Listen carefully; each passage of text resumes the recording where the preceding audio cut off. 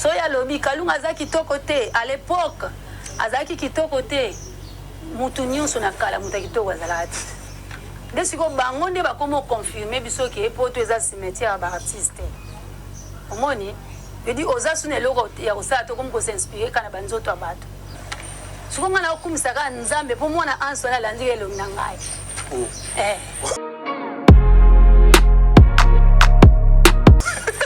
mwana auto ya sasa mobimba nanga mobimba nde santira yo finga gaba obota ba msuba ndo zwaka bilongi abato non mwana azazio mobimba. Au Congo, nous avons qu'un seul humoriste qui s'appelle Hans Lozolo. Ça, il faut qu'on se le dise. Surtout Betty na internet, humoriste, au monde kaka Hans Lozolo. Azali humoriste. C'est là où moi, je voulais aussi te dire, peut-être, vidéo à Salango, d'une manière, il y a naissance, il y a humour, voyez-vous un peu. Did somebody say that Majabu Gospel is coming to the United States? Yes, Majabu Gospel is coming to America.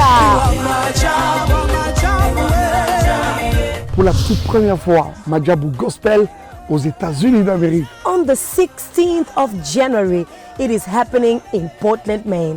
An amazing, life-changing and epic concert. Et le 23 janvier 2022, bien sûr, à Dallas, Texas. Je peux m'imaginer combien la gloire de Dieu sera présente. For 2022 is gonna be glorious. The whole Majabu Gospel team will be there.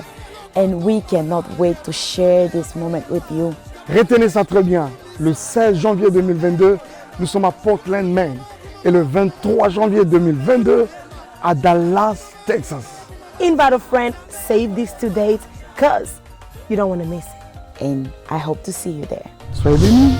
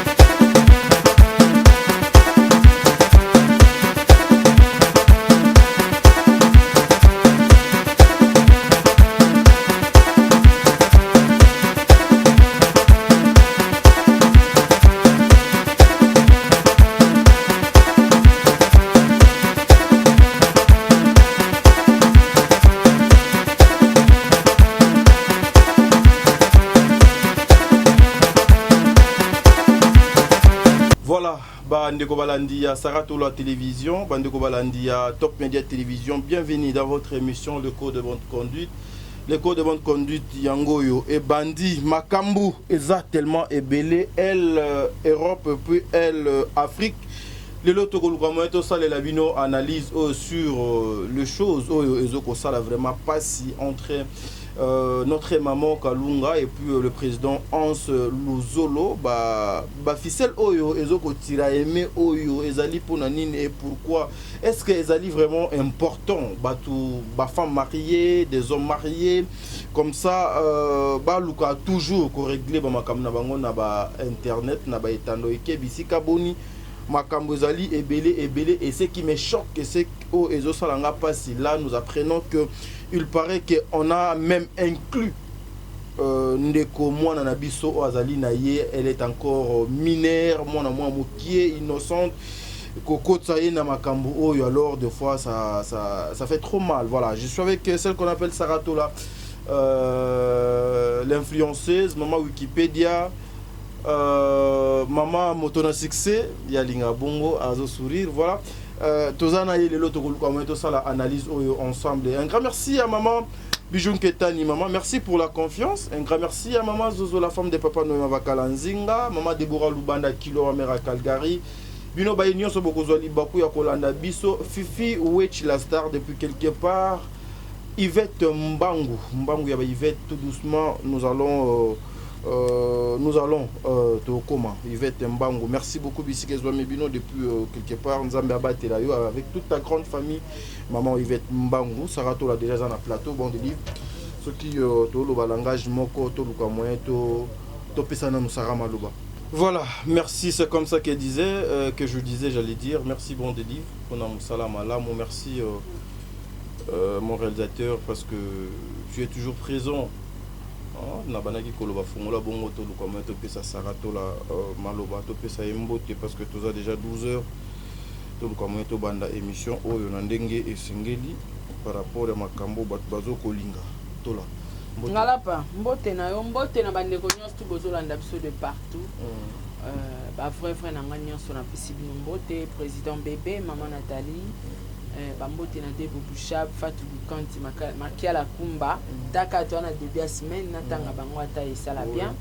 Merci na Général KS, merci na Dalia Onyema, Eliezer Kanou, Sarah Abwele, Edwige Kalala, Pamela Kabeyawe, tout c'est la Kiki la Rose Bonga, Sol ya Bambemba la fille à papa, un grand merci na papa Edi MK, merci na Ozia Masamba, merci na Fatou Dukanti, Makiala Kumba, Général KS, Angelos Karwan, Debo Bouchab officiel TV, Mama Passa, en tout cas, bino nyos tout na linga bino mingi ba meilleur fan du monde, c'est vous.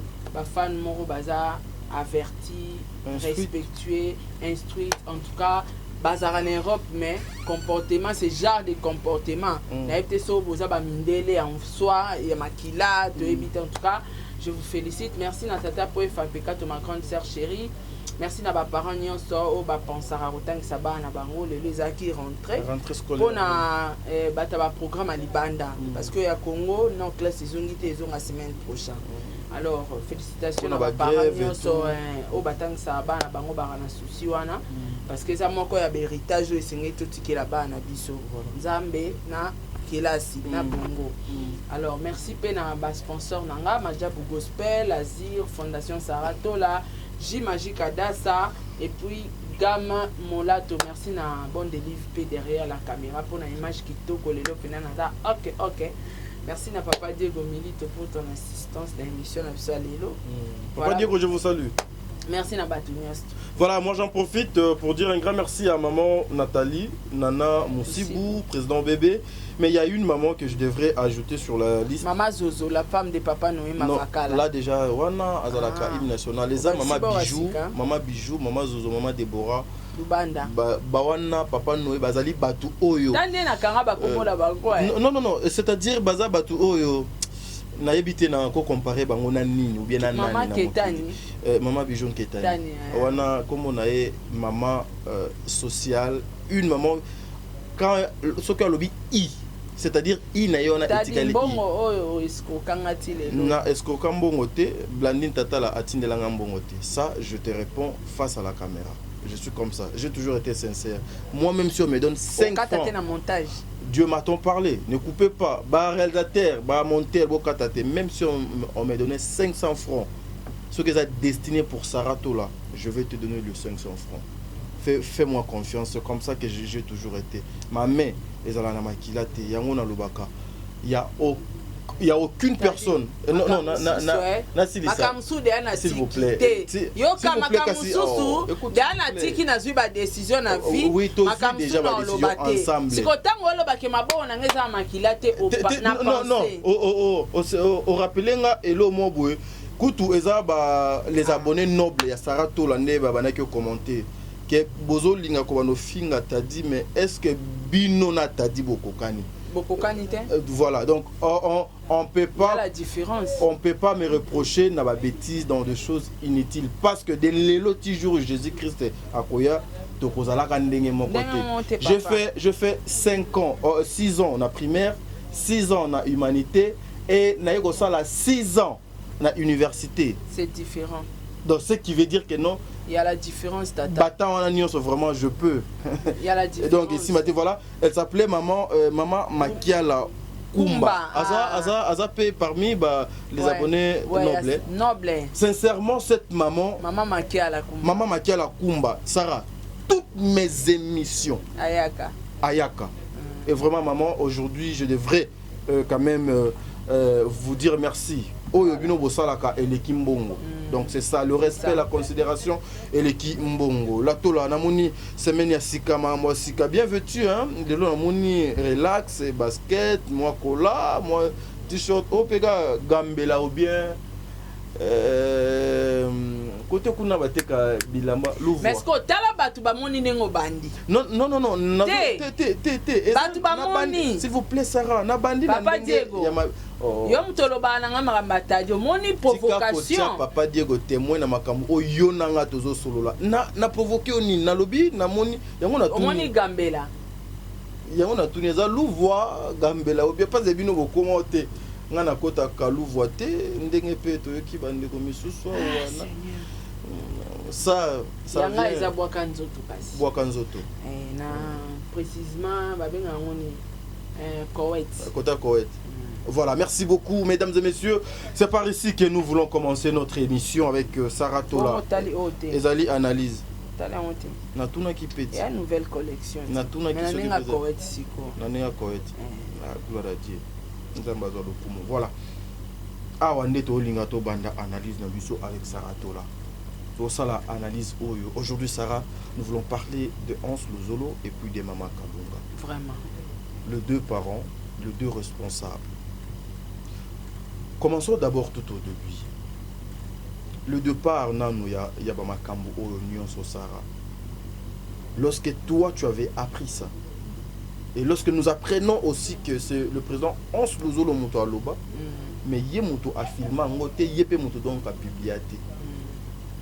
Il a raison, selon toi, ça veut dire quoi? Et puis, Elingi Kobomba Nini Nase, il y a des propos wana. Il y a président Yemoko Hans Lozolo. Déjà, le Kobito a une émission par vidéo, na kokota ma cité pour na Hans. Parce que l'émission na mobilisé. Mais, loko les a Hans Moutalobaki, Mouta titoyer, Mouta insulté, na kati eza ko titoyer na ko insulté. Parce que batu ba confondaka critique, insulte au titoyer.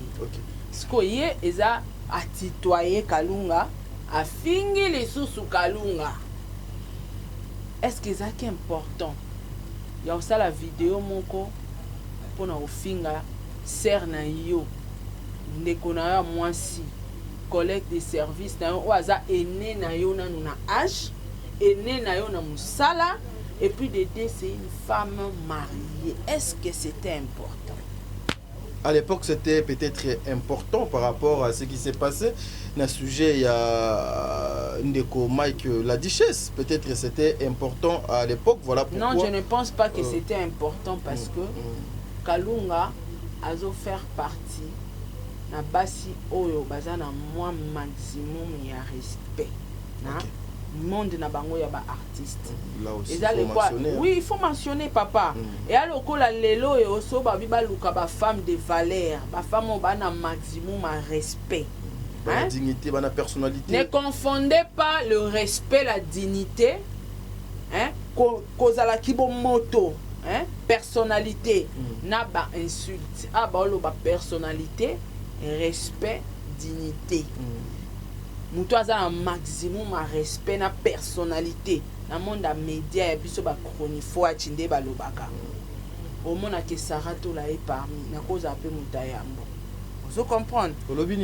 Sarah Tola za parmi na cause appelé Moutayambo. Te place au bandit pour comment de passer. La linga Rolanda bien pour na za besoin te bato ba reprocher na. Maman Kalunga a faire partie na sujet oyo lobi ya Mike. Azate parce que aza parmi basi o bana personnalité moi maximum ma personnalité na musana na bango. OK. Ndenge mwana biso na musana na biso ba chronique ndenge balobaka. So babi batanga 5 femmes. Ngape na chronique tu te ngai na za kutu ngana za nga. Je ça kotumbola ngai. Ngana za animatrice des émissions en ligne, na za formatrice, na za entrepreneur. Voilà. Ba titre nangé bani. Voilà. Donc tu as dit aux homona ngai siko na lobby mais apesi pe exemple na ngambu na biso sikoyo ba journaliste ba chroniqueur ndenge moko peso babi batanga 5 femmes respectueuses. OK. 5 femmes baza na maximum à personnalité na respect na média. J'en fais partie. Oui, là au moins il faut qu'on se dise. Voilà pourquoi na eu exemple nanga ndenge moko Mama Kalunga zape na milieu théâtre. Donc na moni yango bizarre ezala ba propos o mai kalobaka ke yango nde sala alobana a traiter Mama Kalunga. Bambana ka bango na bango bazwana ka bango na bango. Déjà Mama Kalunga sera zaki femme seule. De linga to comprendre ta dit. Mais Mama Kalunga aza mwasi pe ya mutu ya. Aza mwasi ya mutu. Azana mobile, azana ba belle famille. Oyebi lo ke compliquera ma bala loka ba belle famille c'est difficile famille à moi c'est linga mobile. C'est difficile famille mobile ndi ma moi si. Ezaka ba problème mo makasi sikonde eza bo etwana on a ba problème na biso na ba belle famille. Tam sou ba linga bisote. Tam sou ba problème ezana nu côté ya ba famille mobile, ba linga moi si teto mobile famille moi si ba linga mobile te boyeli bango sous problème à boyer. Vous ouvrez deux portes. Je trouve ça c'était pas important. Ba jeune fille ba osala soni na monde à théâtre ba ebelé. Ba faki batanga ba kombo na bango quand même le respect na mwasi o Kalunga. So ina olo ba bongo parce que maman wana azana maximum à respect, aza femme de valeur. Na musana ba on a niveau ya ba artiste comédien. Le président Hans aussi azali parmi les artistes et comédiens qui Obenge président point oyo aza crédible. Obenge président point. Non, c'est un président. T'as dit azara na Kinshasa yo benga est président té. Botika non ba complexe. Non mais attendez s'il vous plaît Sarah. Attendez s'il vous plaît. Soyons des réalistes. Allons mollo s'il vous plaît. Est-ce que pour moi je peux être complexe yande comment vous doit zakana poto? Té ba na groupe nini kasi. Oh là. Être président, ça ne veut pas dire seulement qu'il faut aller dans un groupe Moko Bouyé. Être président sur base, il est président. Il est surnommé président sur base de quoi? Je te donne un exemple. Ouais. Par rapport à Tadi Ngalapa. J'ai une chaîne de télévision qui s'appelle Top Media Télévision. Voilà. Donc, quelqu'un aussi a Koki Kobe Nganga, président Tadi. Parce que Nazali représentant, Nazali Mokonzi, Nazali Mokolo, donc la structure Nangai, Nazo ko représenté. Donc, il y a une structure Nazo ko représenté. On a quand il y a un niveau professionnel, pour un niveau professionnel na bango, na été soit comment un groupe, c'est que je sache. À la groupe T. Déjà comment la structure mon groupe na Congo il est le seul. Un président c'est quelqu'un qui dirige. S'il vous plaît. Ah diriger banane. S'il vous plaît. Au Congo nous avons qu'un seul humoriste qui s'appelle Hans Luzolo. Ça il faut qu'on se le dise. Surtout Betty na internet humoriste au monde kaka Hans Luzolo. Azali humoriste. C'est là où moi je voulais aussi te dire peut-être vidéo wana à Salango d'une manière il y a naissance, il y a humour, voyez-vous un peu, mais c'était pas beaucoup plus pour nous remettre la non, mais t'as dit, tu sais, humour, on a moins si à l'ibala va s'arrêter. Donc toi, tu peux faire ça chez moi un jour. Je peux jamais le faire. Mais pourquoi tu peux pas faire? Au Tchékou, jamais. Je peux jamais le faire. Pourquoi toi, tu ne peux jamais le faire, mais en à ça là? Moi, je me limite. Avec ce que je fais, costume nanga, ça me permettra jamais de faire ce genre de choses. Mais du coup, peut-être entre eux, entre le comédien, ça peut passer. Non, ouais. non. Cause à la humoriste, il y a qu'à ce qui s'abattent. Apporter mes mêmes aux matières. Ouais. Il y a qu'à ce qui s'abattent. Là, ce exemple. Ok. Na yamba vient nanga Freddy Mbale Sombo. Donc comme il a quota humour, Papa Diego je crois à se rappeler dans ce sujet. Donc comme un quota humour, bah tout le monde a qu'à bandi. Sarah to le ebi que jour on a nandaku, tu vas ni là-bas na to la télévision, bah courir qui. Donc courir qui. Atindi moi na chambre moi na lobby a mon amutu. A mon eloro mon neti mutu neti monstre.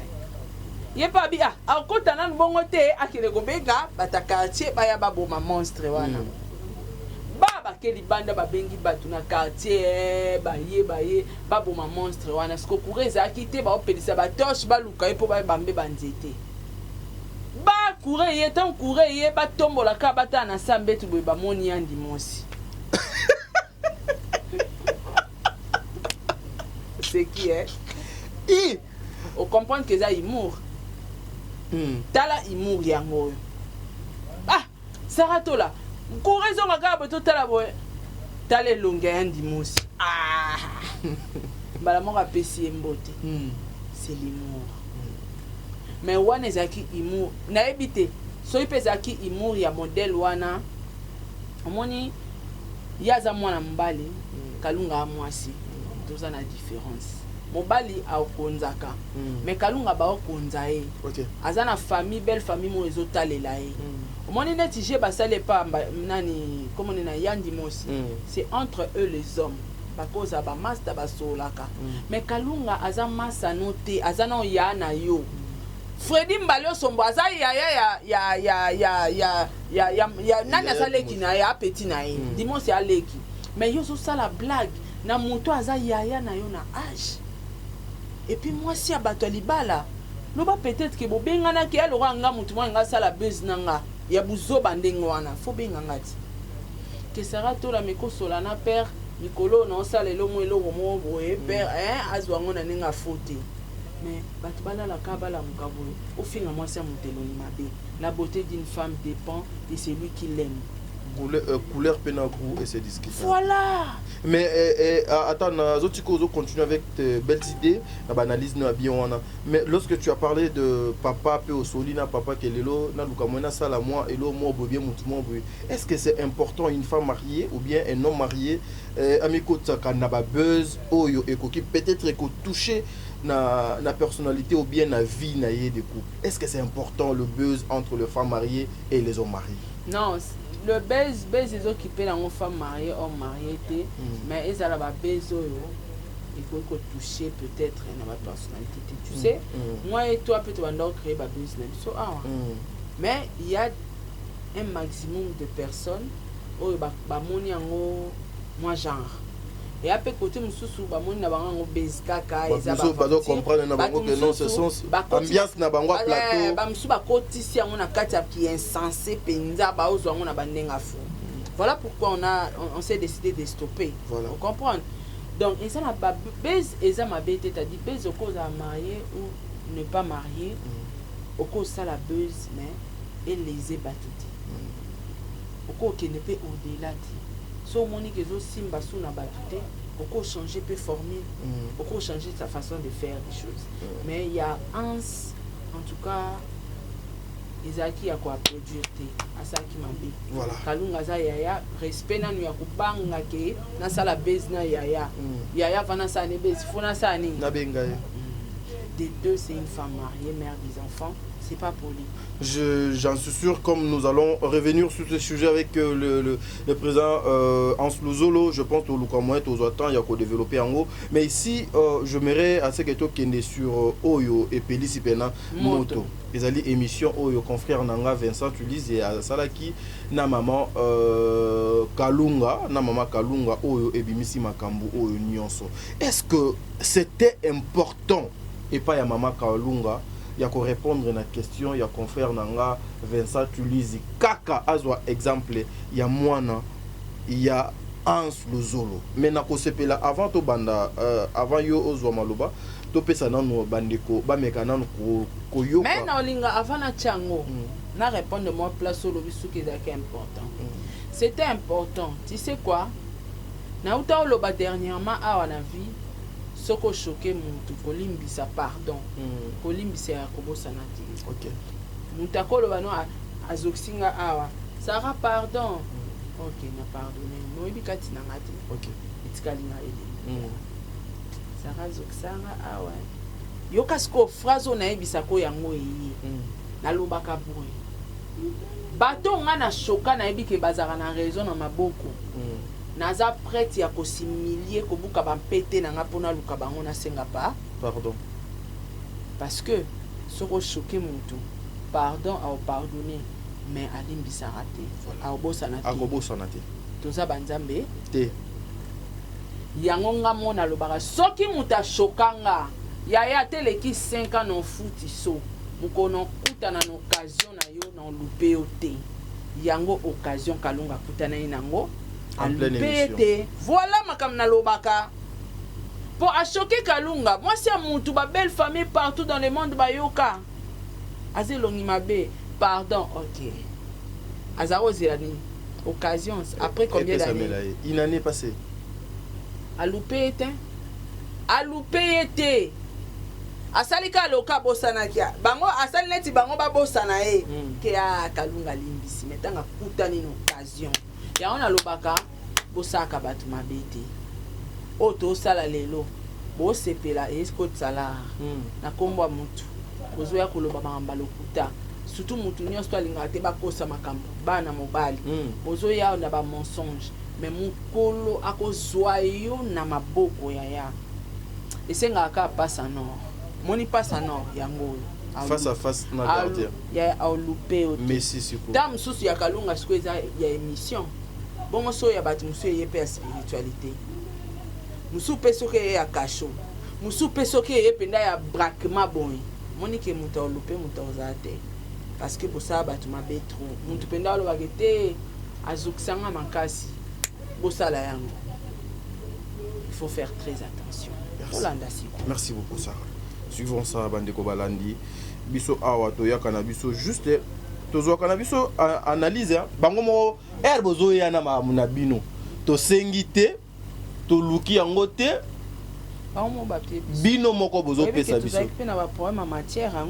Donc merci beaucoup pour la matière bozo pesa biso. Suivons d'abord ça ensemble avec vous et puis on se retrouve tout justement après avec Sarah Tola pour continuer analyse na biso. Merci Sarah.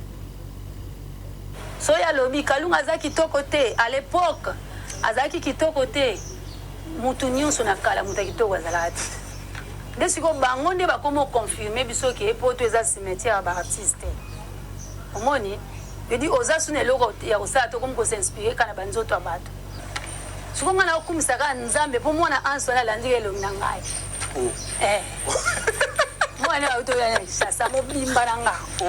Mobimba nde. Santire. Yo finga ka bato. Obota ba msuba ndo zwaka bilo ya bato.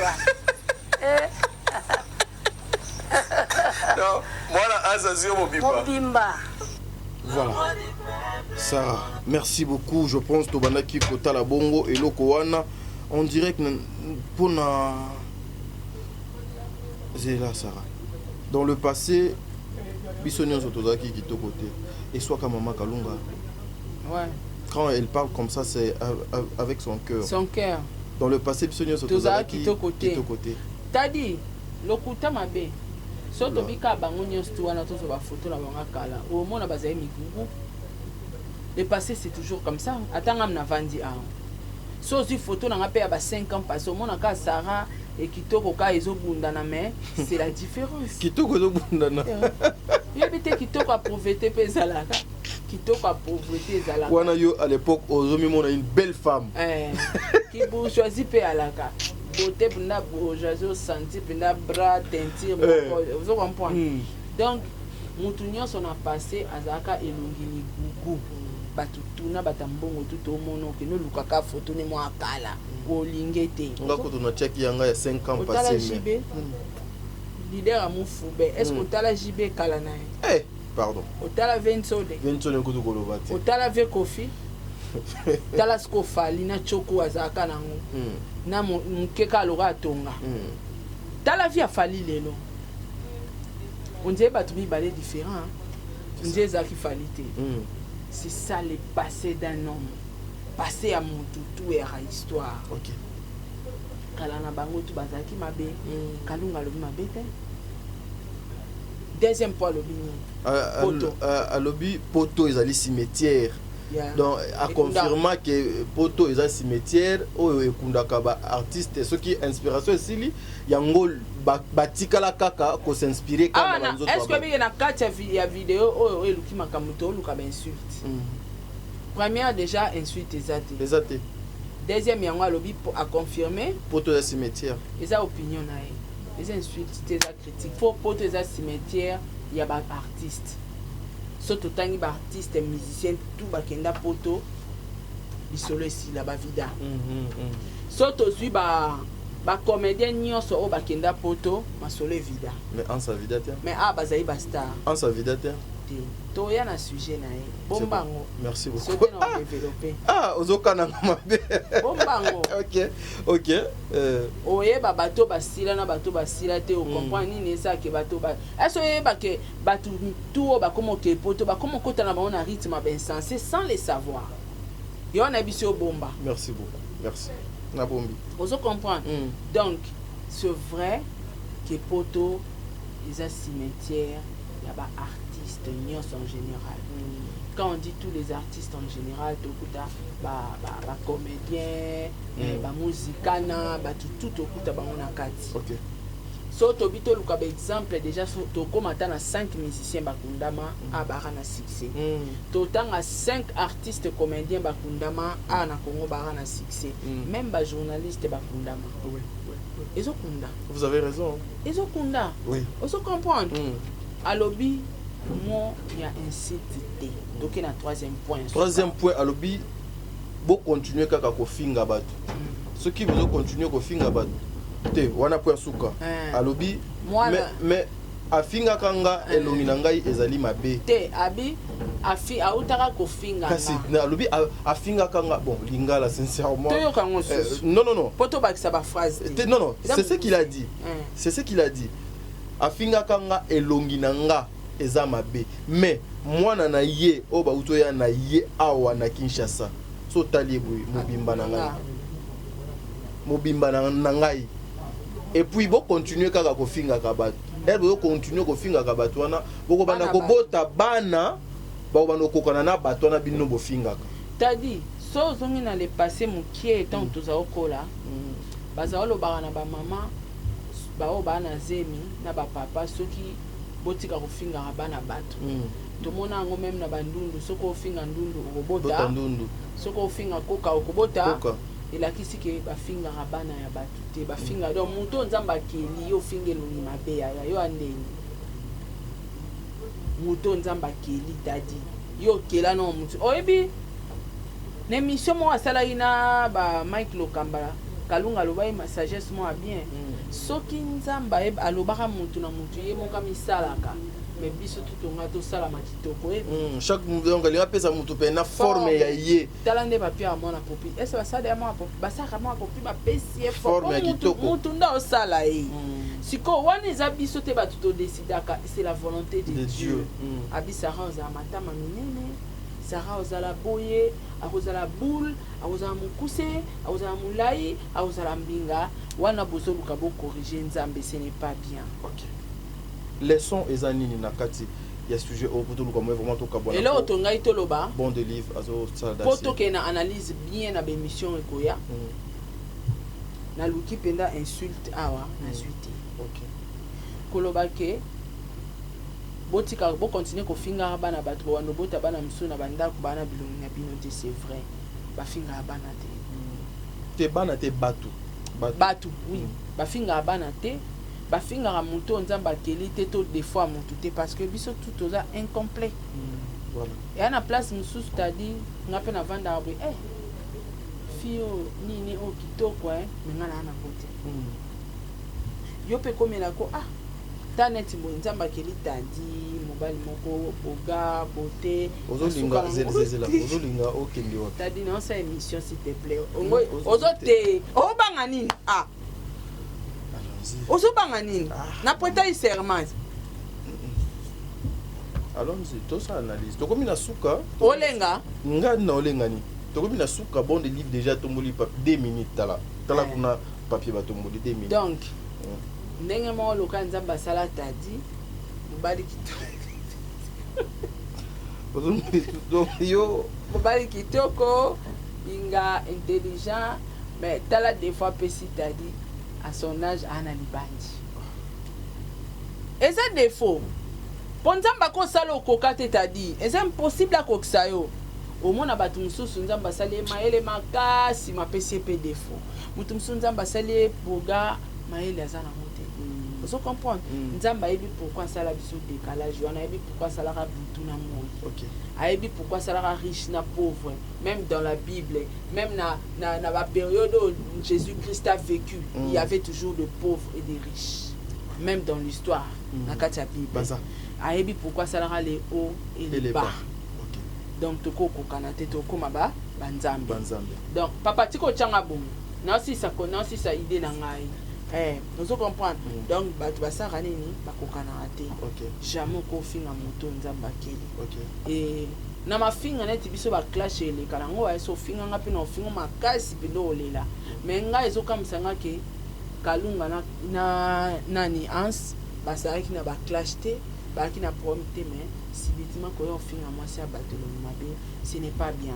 Sujet o e créer moto o na luki pe insulte na katia na monité ainsi tezate mais alobika ke mwana ya ndeko photocopie na ye wana kutata oke na leta ba okangele wapi ainsi tezate infraction ezate même biso boy to moni yango te donc kalunga salela ki mokolo koloba na anske kofinga rabana ya batu te kofinga rabatu te po yoza na pema ya kokela mutu te tala mwana yo moko boti photocopie ya tata mwasi eza insulte te donc voilà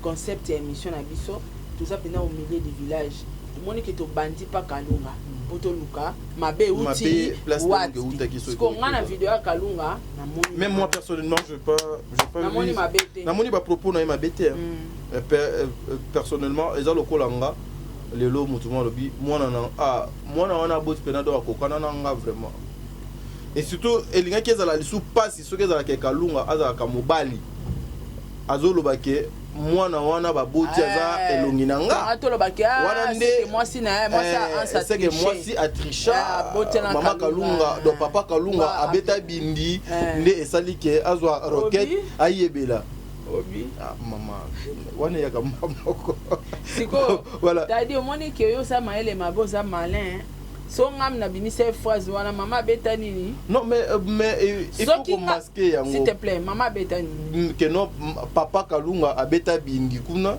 nde moi ça soit roquette allez elinge ko mama be mais au moins c'est sincèrement bah chers internautes le chroniqueur le journaliste nous qui faisait ba musala o bande konanga nous devons faire très attention o ezali ba sujet ezo toucher na ba personnalité à batu. Je vous laisse d'abord bolanda émission Oyo jusqu'à la fin. Mais tu promettre bino Mama Epela. Azo ko pelisa na plateau awa justement après ba émission Oyo bozo Mama Epela. Et puis après Oyo bozo zwa émission ya Mike la Duchesse face à Mama Epela. Tokutani bongo mbala sima bon de livre sur Jésus-Christ a été bye.